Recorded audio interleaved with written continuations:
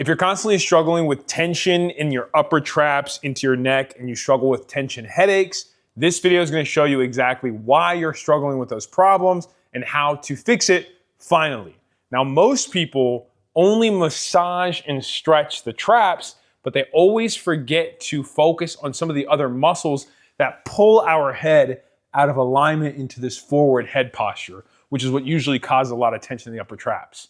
Now, before we get into the video, if you're new here, my name is Eric Barrera, and I'm the owner of Full Potential Coaching, where we help everyday people and desk workers unleash their full potential by losing body fat, building muscle, and just being able to perform at their best self in and out of the gym. Let's go ahead and dive right into it. So yes, we do still need to focus on massaging and loosening the traps, but there are other muscles in the areas that get affected by this forward head posture. Now, obviously, forward head posture is a very common thing in today's day and age, from looking at phone screens, looking at the TV, driving, essentially just spending a lot of time being sedentary. So we have to loosen the muscles that are tight and tense, but we also have to strengthen the muscles that have become weak from being in a chronically stretched position with this forward head posture. All right. So first, let's start with loosening up those tight muscles, releasing some of that tension. And we will start with the traps, which are the most common enemy. So what you're going to need is a massage ball of some sort. I have the Rumble Roller Spiky Ball here. You can use a lacrosse ball or a baseball or any massage ball that you choose. Let me fix the camera angle here. What we're going to do is take this massage ball and we're going to place it underneath of our trap like this, okay? Hopefully you guys can see that. So it is right underneath my trap. It's already kind of uncomfortable, and I can make it a little more intense if I pick my butt off by doing a mini hip thrust like this, okay? So I'm just going to dig around in the area and find for some tender spots. And also what I'm gonna do is when I find a spot that's kind of tender like this, I'm gonna add some movement into it. So I'm gonna go here and I'm gonna reach overhead. As I reach overhead, it's gonna be a lot more uncomfortable. And we just wanna go as low as we can. If I can only get here, that's all I can bear, and that's all you can bear, that's okay. So we're gonna go here, do a couple minutes each side. You can do about 90 seconds here, massaging this. You can also do more presses like this. Ooh, same exact thing. Just working through all that tension, releasing some of that tension in that knotted area. You can do the same thing on the other trap as well. Same exact process. You can lift up into it, increase the pressure on it. Find the areas that are a little gnarly and stick around with them. So we'll go here. And then you can do presses as well. And again, you can just go back and forth between the pressing and the raising of the arm for the 90 seconds as you work on these traps. Okay? Wow. Okay. Once you finish 90 seconds there, we're going to move on to another problem area that is very forgotten about pretty often. That is the lats. Okay. So when we are in forward head posture, just so you understand why, this is going to cause our shoulders to round forward like this and cause our neck to go forward like this. Okay. So with this positioning, our pecs become overly tight. Our lats become overly tight because the lats roll the shoulders forward like this. And our traps become overly tight because they're trying to take up most of the work. Now, weakness happens in our lower traps, which are lower traps are the muscles that help us create a bigger chest like this, more upright posture. And then also the front muscles of the neck here that connect into the collarbone, okay? These muscles pull our neck and head back into this position, essentially like you're making a double chin, all right? So let's focus on the lats. For the lats, you're gonna want a foam roller like this. We're gonna take this, we're gonna sit it right into our armpit area, just like this. Now, this is going to be pretty nasty, the way it feels if you got any knots in there. And all you're gonna do is reach this hand and roll around, okay? Oh, if you find a good spot, you can actually do the same thing here. You can reach overhead, you can do circles. Try to just do what you can to dig around and break some of that adhesions up, break some of that tension. I like to grab the back of my head here and focus on this area. Focus on breathing. and getting rid of some of that tension. We're going to go 90 seconds here as well. And then we're going to do 90 seconds on the other side. I'm going to show you the back side just so you can see that as well. Let's see if it's a good angle. Yeah. So again, you want to get into that lat. I want to reach overhead. Help dig this around.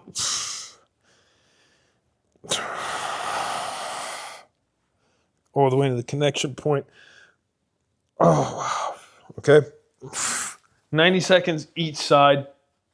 It's going to be very, very gnarly. So your lats, when you reach like this, your shoulder blade comes out like wings, and that's what your lats are. So in this section where it goes over the edge of your shoulder blade, it's going to be pretty gnarly. That's usually where a lot of these knots are, and just breathe through it. Try to sit on it, move your arm around, and try to breathe through it to relieve some of that tension. So the only last thing that we need to release is the pecs. So you have your pec major, which is the overall big pec muscles here, but you also have another muscle called the pec minor. And the pec minor is a deeper muscle that is underneath of the large pec muscle. So if I were to take my large pec muscles and let's just say, pull it out like this, you would see a smaller pec muscle underneath of it called the pec minor. Now, the reason that the pec minor is so important is it is a chest muscle that connects back here underneath the traps. It connects at the very tip edge of the shoulder blade. So if I have winging, if I go like this, you can see my shoulder blade start to poke out. It's because my pec minor is overly tight. My pec minor wants to pull me into this rounded position. So you can do a couple things. Number one, you can use a massage ball. Again, sometimes they have bigger massage balls that work a little bit better for the chest. If this doesn't work for you, you can actually use a foam roller as well. So I'm going to show you both variations. Let me fix this camera angle. So what you're going to want to do is set this foam roller up kind of diagonal to your chest. All right. And what we're going to do is, let me fix the mic here, is sit our chest onto it. And I want my weight to press into this foam roller. So to do that, I'm going to turn my body away like this. And I can use this leg and this arm to kind of push myself up. And now I'm really sitting a lot of my weight into this foam roller. And whew, that is tight. So same exact process. What we can do here is we can just roll back and forth like this. I can straighten this arm to get a little bit of a better sensation if I need to. I can also pull this arm back behind my back, get a different sensation there. I can also pin this chest muscle like this, and now I can start doing presses, reaching overhead, and focusing on that breath. Same thing here, 90 seconds for this side as well, okay? And then we're gonna do the same thing for the other side. Now, for this massage ball, I have a pretty small ball here, so it's gonna be very difficult to get into this. So this is why a bigger massage ball will work best. So in order to use the massage ball, we're gonna do the same thing. You're gonna put it right into your pec, essentially right where that meaty portion between your shoulder and your chest, okay? So here, and I'm just gonna go here, and I'm going to try to lean into it the best I can and just really dig around. So the ball gives you more precision. If you can get a bigger massage ball for this, even better, because it really helps hit the knotted area. So I can do the same thing here. I prefer when I'm using the ball, I feel more if I kind of put my hand behind my back here, as if I'm being handcuffed, and it lets me really get deep into those pec muscles and dig around, roll around. Try to get all the way up into that meaty portion. You can go right underneath the collarbone as well. The pecs do connect there. Don't forget, the pec minor travels underneath the collarbone and connects into your shoulder blade, which is what causes a lot of shoulder rounding as well. So if I find a really meaty, a really kind of just gnarly spot that just, ooh, I can feel it's pretty tender, that means there's a knot there, all right? So you can actually focus your energy there, control your breathing to relax that muscle, relax your nervous system, and that relaxation is what gets that muscle to release. When you have tension, it's because your nervous system feels it needs to protect you and keeps that muscle tight. So I have a pretty bad knot right here, and I'm just gonna breathe. And while I breathe, I'm gonna focus on moving my hand around. I have that pinned down. I'm gonna do some pressing movement here, just like this. And I'm opening up that chest. Got another knot here, so I'm just gonna breathe through it. You can sit on it for a couple deep breaths. And you're really gonna start to feel a lot of that tension start to release, all right? So we have now released the tension in the chronically tight muscles. So now what we want to do is start to lengthen them a little bit. So we're gonna stretch a little bit, and we're just going to focus on those areas. We're gonna focus on the upper traps, we're gonna focus on the lats, and we're gonna focus on the pecs. So one stretch that attacks both the pecs, the shoulders, and the lats all at once is called the archer pose. And all you're going to do is reach to try to get your hands to clasp behind each other, behind your back. So here and here, okay? This is a pretty intense stretch, and all we're gonna focus on is keeping our back nice and tall. And we're just gonna hold this for 90 seconds. Breathing in and out, preferably through your nose if you can. And with every exhale, relax, okay? If you cannot reach your hands, you can use a towel, a band, or anything that you have lying around, a shirt, whatever, to help you reach. So my left hand is a lot tighter. I can't necessarily reach, so I'm gonna take this towel, I'm gonna throw it overhead with my right hand, and now I can still get that same stretch, but it's not nearly as intense, so I can hold it for the whole 90 seconds. We're just gonna breathe. And as I loosen up, I can try to inch myself closer on the towel.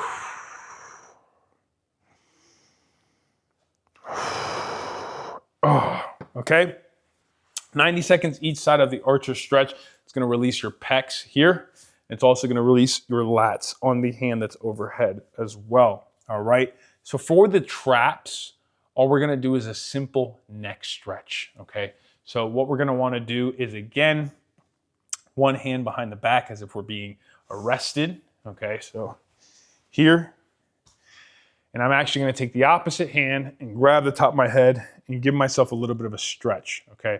But before you do that, what I want you to make sure you do is don't have your head in this forward head posture when you start to stretch. I want you to focus on making a double chin like this, okay? Flexing these front neck muscles to make a double chin, and then go into that stretch. And I'm not yanking my head down with my hand.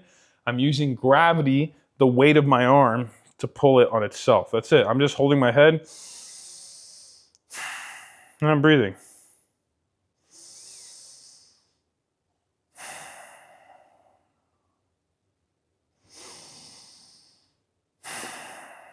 Okay, you can move your hand placement around to stretch the areas that you feel the tension in. I'll do the same thing on the other side. Double chin, grab the top of the head, let that arm and gravity just do the work.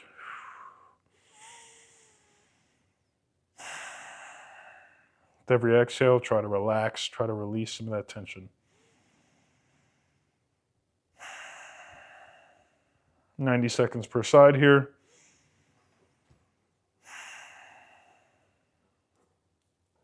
You're gonna feel this all the way up into the connection point of the skull, literally all the way down into just about where your collarbone connects here, okay? So now we've released all those tight muscles. We've released and stretched them. So now we can strengthen the muscles that are weak, and we're just gonna do one exercise that tackles both strengthening these front neck muscles and those lower trap muscles as well, okay? That exercise is going to be the lying swimmers, all right? So what we're gonna do is lie on our stomach like this, and we're gonna put our forehead to the floor. And before you start the movement, I want you to think of making a double chin and pulling your forehead away from the floor. What I don't want you to do is this. We're not looking up. We're taking our forehead. Imagine there's a string here in the back of my head, and I'm just picking it up like this. I'm making a double chin. Okay? While I'm in this position, now we're going to do the swimmers. So you're probably going to get some neck cramping. You're probably going to get some trap cramping. That's okay. Cramping is actually a good thing. Cramping means that weak muscles are getting fired up. They're waking up, all right? So I'm going to hold this position here. And now all we're going to do is going to reach overhead without letting our hands be on the floor. So we're picking up our hands as high as we can. Depending on how tight you are, it might be just a centimeter off the floor. It might not even come off the floor, but just the idea, the thought of you trying to lift them up will fire all the right muscles, okay? So again, double chin. I'm going to lift my arms up. And now all I'm going to do is I'm going to reach. I'm arching. And I'm going to try to get my hands to touch behind my back. I want to make sure to get my elbows. Think about getting my elbows to the sky. Don't let them fall forward like this. Elbows to the sky and keeping those elbows to the sky while keeping that double chin the whole time. And you're just going to repeat this process. Okay, that's one. You can hear me breathing heavy already because this is tough. This is working out a lot of smaller, weaker muscles that will help with overall posture. Okay. Elbows to the sky. Oh, you're going to do 10 reps there, all right? If you do this whole sequence every single day or at least 3 to 4 times a week, you will notice a dramatic difference, okay? Shameless plug here. You can skip ahead 20 seconds if you don't want to hear it, but I freaking love what we do at Full Potential Coaching. So if you're somebody who's considered trying to get some extra help with achieving your weight loss, strength, and fitness goals, then Full Potential Coaching could be for you. All you have to do is hit the one-on-one coaching application in the link below in the description. And once you fill that form out, I will personally reach out to set up a free consultation call with you, understand what your goals are, make sure that I'm positive and confident that we can help you. And if you are a right fit for the team, then from there, we will do another call to get you onboarded onto the team and show you what it's like to work with us, okay? So let's get back to the video. You want to do this minimum 3 days per week. This whole process, foam rolling the areas that are tight, stretching those areas that are tight, and then doing these swimmers to strengthen up those lower traps, okay? This will also strengthen up your neck muscles. Bonus is if you are just chilling at home, it looks silly, but literally just the process of going from this to this will get you a good workout of these front neck muscles, which are what are super neglected, okay? So you can literally practice this. If you catch yourself like this, oh shoot, I gotta do a double chin. You're scrolling, you're like, oh man, I gotta tuck my chin. It looks silly, but it does really help strengthen and remove a lot of this tension from the upper traps. Because when we're here, it feels easier to do. It feels natural because we forget, but these traps are just taking a crazy beating by sitting in that position all day. Oliver, chill, man. That is going to be the video. You can do 90 seconds of the stretches, 60 to 90 seconds of the foam rolling, honestly, 60 to 90 seconds of the stretching, depending on how much time you have available. And you can just do one round all the way through. I would do this circuit style. I would do the foam rolling, the stretching, and then do the swimmers, 10 to 15 reps. And you can do 10 to 15 reps individual of the chin tucks as well. And you will notice a huge difference of relieving that tension in the upper traps, relieving some of those tension headaches, and fixing your posture as well, which is really the main driver for a lot of this tension and pain that we get. All right? If you found this helpful, please make sure to like, comment, and subscribe to the page. It is the best way to support me and the business completely for free so I can keep giving back helpful, informational, educational content like this and helping everyone unlock their full potential. Much love. I'll see you guys in the next one and keep paving your path.